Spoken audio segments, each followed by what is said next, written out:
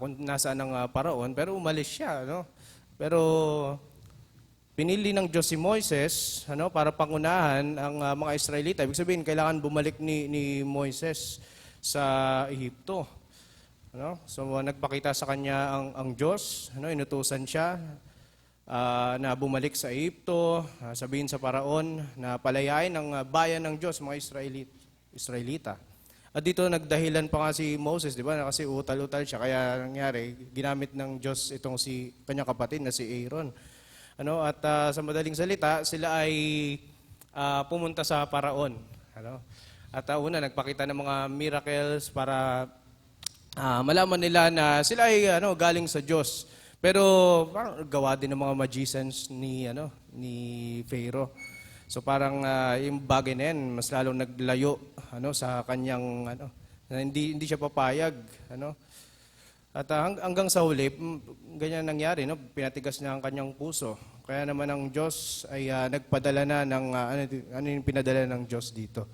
Yung 10 plagues, 10 salot. Na bago ito, di ba? Nagkaroon ng mga miracles at yung tungkod naging ahas. So alam natin yung mga bagay na yan. So sa madaling salita, nagpadala ang Diyos ng 10 salot, yung ilog, naging dugo. Siguro ito ay literal na dugo kasi babaho talaga yung kanilang lugar. At dito sa translation natin, kuto, sabi ng ilan, ito ay lamok. At ganun din ang langaw, salot sa sakit ng mga hayop, pigsa, bagyong apoy, at matatalas na ulan. Ibig sabihin yung yelo, at balang. Isa ito sa pinakamahirap na nag-cause kay Pharaoh na lumapit sa Panginoon. Ganun din ang kadiliman at pagkamatay ng mga panganay.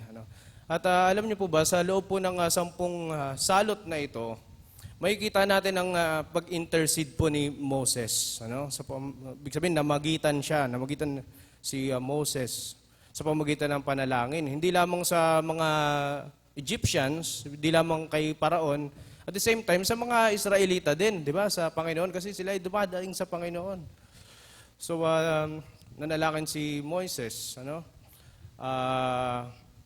pinanalangin ni Moises sa Panginoon ang panalangin ni Paraon, di ba, yung hiling niya.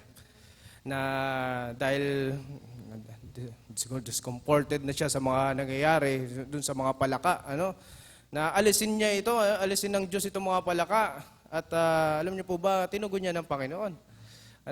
Kasi kapag nakipag-bargain sila kay Paraon, at mapayag ang Paraon na hindi naman talaga totoo sa kanyang puso. So dahil yan ay isa sa katuparan ng nais ng Diyos, ang kalooban ng Diyos, tinasagot ng Diyos ang panalangin ito. Gayon din, sa mga langaw, nanalangin si Moises sa Panginoon. At inalis ng Diyos yan as hiling ng Paraon. At gayon din lumabas si Moises sa lungsod. Itinaas ang kanyang mga kamay sa panalangin. Lumapit siya sa Panginoon at agad na huminto ang kulog at yelo. Nanalangin din si Moises at binago ng Diyos ang direksyon ng hangin upang itaboy yung mga balang patungo sa dagat na pula. So ano-anong mga katotohanan ng patungkol dito? Alam niyo po ba, napakaraming katotohanan talaga. Habang inaaral ko ito, sobrang daming truths. Siguro kayo din kapag binabasa niyo itong 10 plagues, sobrang daming truths talaga. Pero limitado lang oras natin. Kaya meron lamang po tayong dalawa patungkol sa narrative na ito, and we're going to focus sa pagdating sa area lang ng pananalangin. So ito ang ating unang katotohanan. Ang Diyos ay gumagamit ng tagapamagitan upang ipanalangin at isakatuparan ng kanyang kalooban.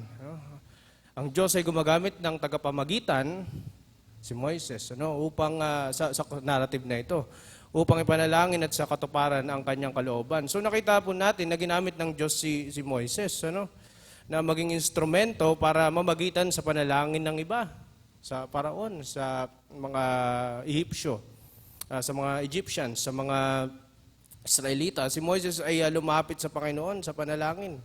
No? So, Exodus chapter 8 verse 12, si Moises ay nanawagan sa Panginoon tungkol sa sa mga palakay. Yan ang ginawa niya. At sa verse 13, ginawa ng Panginoon ang ayon sa salita ni Moses. Nakikita niyo ba yung grace ng Panginoon dito? Yung mercy ng Panginoon dito. So eksakto sa hiling ni Moises. Bakit? Kasi dahil ito po ay sang-ayon sa kanyang kalooban. Ang Diyos ang nag-utos ito kay Moises at para sabihin sa Paraon. So makikita natin na as long as makalabas si Moises at Aaron, ay agad siyang nanalangin. Ibig sabihin lumabas sila sa lugar po ng mga Egyptians. Agad siyang nanalangin sa Panginoon. At nakikita rin natin na tinutugon ng Panginoon, tinutugon ng Diyos. So pinagpapalagay po nito yung kapangyarihan ng panalangin. Kapag ang isang matapat na lingkod ay lumapit sa Kanya, sa Diyos. Nagtiwala sa isang tunay na Diyos na si Yahweh. So mababasa rin po natin sa mga pangyayaring ito na hindi direktang hindi kayang humiling ng Parao direkta sa Diyos, di ba? So kailangan niya si Moises. So hindi direktang humihiling si Paraon sa Panginoon. Kinakailangan niya si Moises, isang tapat na lingkod ng Diyos. Bakit? Isang malinaw na sagot dito ay dahil sa kasalanan ng kanyang puso, katigasan ng kanyang puso. Na noon pa man, ngayon lang ba nangyari ito dito sa pangyayaring ito? Noon pa man, sinabi na ng Diyos ito sa Exodus chapter 3. So nabanggit na ng Diyos na ganito mangyayari, patitigasin ni Paraon ang kanyang puso. So ganito talaga ang sitwasyon niya, puno ng kasalanan. At sabi sa Psalm 66 verse 18, kung iningatan ko ang kasamaan sa aking puso, ang Panginoon ay hindi makikinig. So ito ang isang malinaw na sagot dito. So kaya kailangan niya ng tagapamagitan. Kaya naman ginamit ng Diyos si Moses upang matugunan ang kahilingan ng Paraon para sa marahil comfort mula sa mga salot. At ito ang isa sa mga dialogue ng Paraon sa konteksto ng salot. Balang sa chapter 10 verse 17. Tingnan nyo parang talaga si Paraon dito. Parang nagkakaroon ng conversion. Pero parang mukha lang. Sabi niya dito, patawad mo ang aking kasalanan. Ngayon na lamang at hilingin ninyo sa Panginoon ninyong Diyos, ilayo man lamang sa akin ang nakamamatay na bagay, ibig sabihin yung balang, na ito. Kaya iniwan niya ang Paraon at nakiusap sa Panginoon. Sabihin si Moses po ay ginamit ng Diyos, upang mamagitan, upang may sakatuparan ng kalooban po ng Diyos. So minsan, pag tayo lumalapit sa panalangin, ang usual nangyayari ay pansinin natin. Minsan automatic na yung sarili nating kagustuhan ang ating nilalapit sa Panginoon. Pero kapag tayo po ay nanalangin, hindi lamang para sa ating mga sarili. Hindi lamang para sa ating mga sariling kahilingan.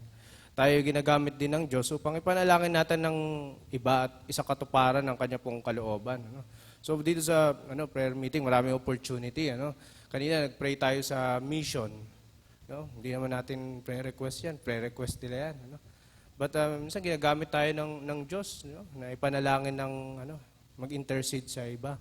So na mga tao na ito ay maligtas. Ganun din sa konteksto ng mga mananampalataya. May panalangin natin ang bawat pamilya dito po sa church. And it also echoes ang ating pong katatuyuan sa Diyos noon. Na kung hindi dahil sa ating great high priest, ang Panginoong Yesus, walang mamagitan sa atin sa Ama. Yan ang reason ng ating pagbanggit sa ating panalangin. Kapag tayo nagpe-pray, di ba? Sabi natin sa pangalan ni Jesus, in Jesus' name. Dahil ang ibig sabihin niyan ay alang-alang sa iyong anak na si Jesus. So ang ating great high priest, siya ang pinaka may favor sa Ama. So hindi na natin kailangan sa panahon natin so maraming tao ang lumalapit pa sa pari para lumapit sila sa Diyos dahil bulag na kaisipan hindi natin kailangan gawin 'yan para sabihin yung kahilingan natin sa pari sa ibang banda o sa isang banda tayo po ay ginagamit ng Diyos upang ipanalangin itong mga tao na ito na sila po ay maligtas din. So, hindi lamang po yan, isang katotohanan pa na ating makikita sa panalangin po ni Moises sa ito. Pangalawang katotohanan at pangalawa at huli na. Ang Diyos ay lubos na makapangyarihan upang tumugon sa ating mga panalangin. Ang Diyos ay lubos na makapangyarihan upang tumugon sa ating mga panalangin. Itong kapangyarihan ng Diyos, it was clearly seen, di ba? Itong during 10 plagues. Pero ganito talaga katigas yung puso. Imagine nyo yun, ganito katigas yung puso ng Paraon. So dito makikita natin na kontrolado ng Diyos ang bawat sitwasyon. Walang nagkakataon lamang sa mga pangyayaring ito. Lahat din may purpose ang Diyos. Sinasabi niya, para itong mga tao na ito ay sumamba sa akin. Kahit si Pharaoh, di ba? Hindi niya muna pinatay si Pharaoh para makita ng lahat ng tao na ang Diyos ay makapangyarihan. So, ibig sabihin, walang nagkakataon lamang o pangyayaring nawawalan ng kontrol ang Diyos. Ibig sabihin, minsan kapag dumaranas tayo ng problema, it seems like parang nawawalan ng kontrol ang Diyos. Parang minsan, kontrolado niya, pero kapag mabigat yung sitwasyon sa buhay, parang hindi niya na-control. Pero kahit sa mga panahon na yan, kahit sa mga panahon na naisip siguro yan, yung bagay na yan, ang Diyos, kontrolado yung lahat. Sige, konting argument, So kung hindi nawawalan ng kontrol ang Diyos, bakit nga ba tayo dumaranas ng problema? Bakit nga ba talaga dumadanas ng problema? Kala ko ba... Dahil alam niyo po ba, may mga bagay talaga na pinahihintulutan ng Diyos. Kagaya nga ng purpose niya dito na sinabi niya kay, sa maraming pagkakataon dito, sinabi niya para makita nila, makita ng mga tao ang kapangyarihan ng Diyos. So,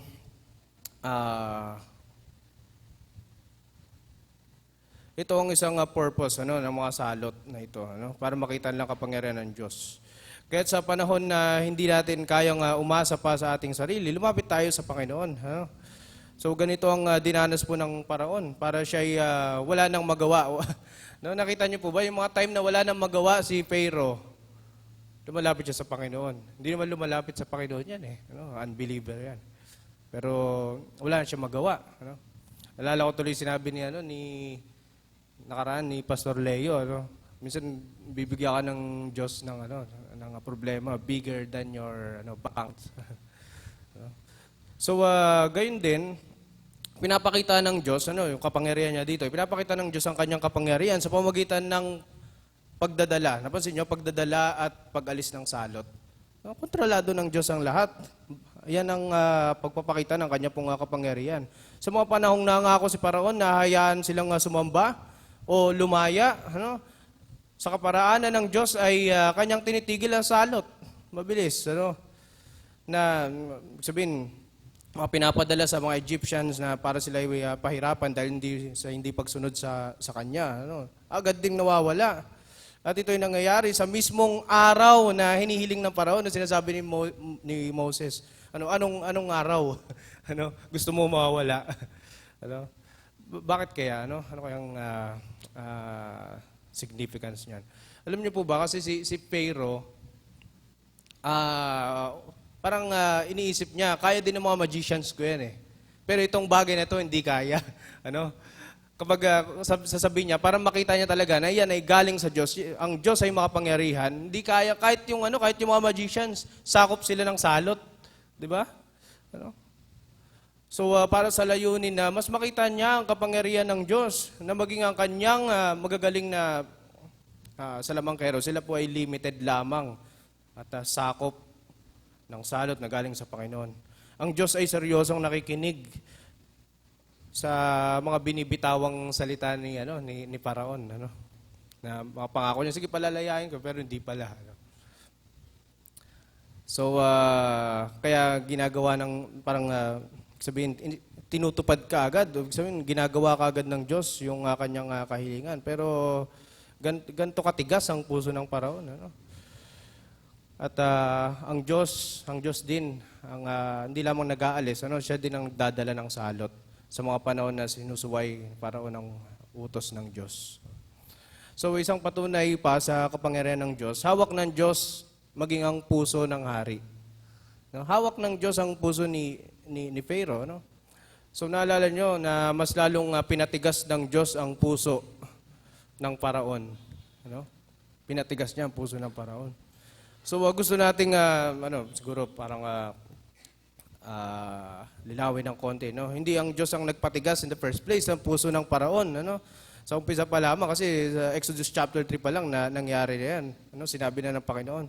Though alam na ng Diyos na ganito ang mangyayari, dahil as early as Exodus chapter 3, nabanggit na, bago pa dumating yung plagues. Alam ng Diyos na patitigasin ni Pharaoh ang kanyang puso. Kaya naman sa bandang uli, pinatigas na ng Diyos, mas pinatigas na ng Diyos ang kanyang puso. So ano ba ang layunin ng Diyos? Bakit niya ginawa ito? Para wala na talagang pag-asa to si Pharaoh. Sabi sa Exodus 9:12, ngunit pinatigas ng Panginoon ang puso ng Paraon at hindi niya dininig sila gaya ng sinabi ng Panginoon kay Moises. Ngayon, anong layunin? Verse 16. Subalit dahil sa layuning ito ay binuhay kita upang maipakita sa iyo ang aking kapangyarihan at ang aking pangalan ay maahayag sa buong daigdig. So, yan po ang layunin ng Diyos. Dahil nakatagas ang puso ng Paraon. Pero nakita natin na alam ng Diyos, alam ng Diyos na hindi tunay ang pagkatakot ni Paraon. Kasi nabanggit din po yan ni Abraham.